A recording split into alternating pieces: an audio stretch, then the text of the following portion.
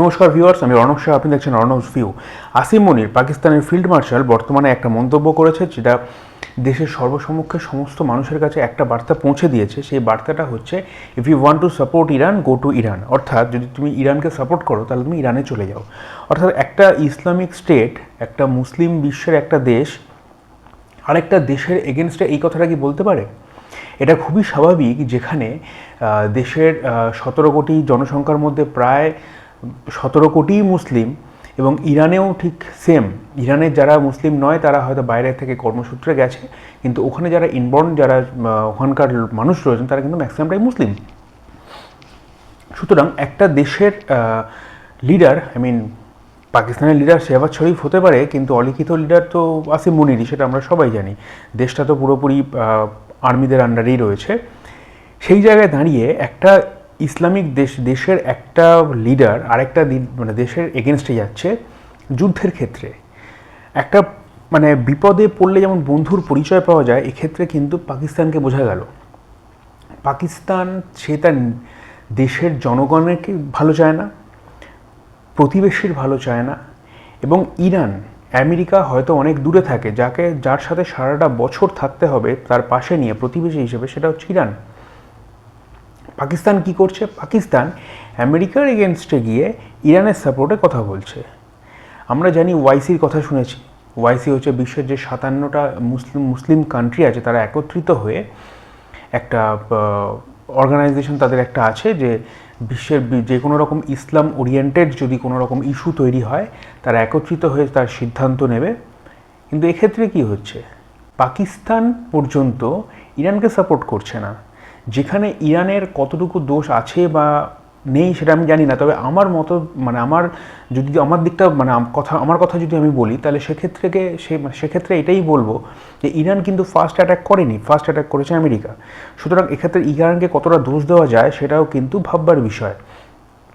Secondly, পাকিস্তানের মতো একটা দেশ, যে দেশে 17 কোটি জনসংখ্যার মধ্যে প্রায় 17 কোটি মুসলিম, এবং এতটাই উগ্র র্যাডিক্যাল ইসলামিক স্টেট পাকিস্তান, যেখানে হয়তো ইসলাম ধর্মের যারা গুরু রয়েছেন তাদের এগেনস্টে কোনো কথা বলুক বা না বলুক, তাকে হত্যা করে দেওয়া হয়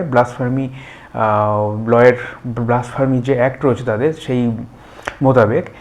কয়েকদিন আগে আমরা জানি যে শ্রীলঙ্কার একজন ব্যক্তি, যিনি পাকিস্তানে গিয়েছিলেন তার কর্মসূত্রে, তাকে কিন্তু হত্যা করে দেওয়া হয়েছে, কারণ কেউ না কেউ বলেছে তাদের ধর্মে আঘাত দিয়ে সে কোনো কথা বলেছে, ইসলামের এগেনস্টে, তাকে জ্যান্ত পুড়িয়ে মেরে দেওয়া হয়েছে। পাকিস্তানের মতো একটা এত ভয়ানক একটা ইসলামিক স্টেট, সেই দেশ কিনা আরেকটা দেশের বিরোধিতা করছে, সেও যে মুসলিম স্টেট এবং যে প্রতিবেশী। এক্ষেত্রে এদের একটা ন্যারেটিভ আছে। যতই মুসলিম ব্রাদারহুডের কথা এরা বলুক না কেন, এদের মধ্যে কিন্তু বিভাজনটা রয়েই গেছে। বিভাজনটা কি? একটা হচ্ছে শিয়া এবং সুন্নি। পাকিস্তান হচ্ছে সুন্নি মেজরিটি পাকিস্তান। সেখানে যত মুসলিম রয়েছেন তারা সবাই সুন্নি মেজরিটি রয়েছেন, এবং ইরান হচ্ছে শিয়া কান্ট্রি। ইরানের যারা মুসলিম রয়েছে তারা সবাই শিয়া।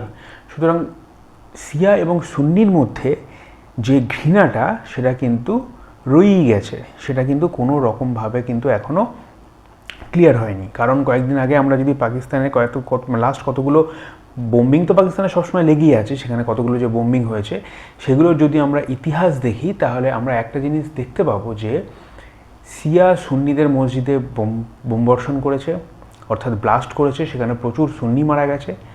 সুন্নিরা শিয়াদের মসজিদে বোম ব্লাস্ট করেছে, সেখানে প্রচুর শিয়া মারা গেছে। সুতরাং একই দেশের মধ্যে শিয়া এবং সুন্নির মধ্যে কিন্তু এই বিভেদ লেগেই রয়েছে।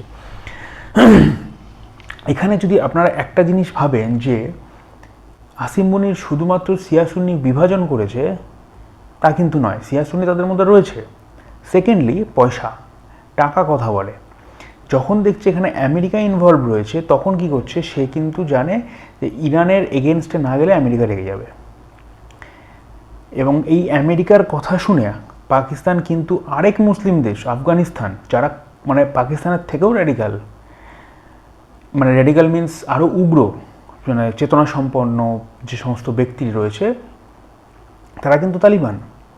এই তালিবান, সুতরাং দুটো দেশই মুসলিম।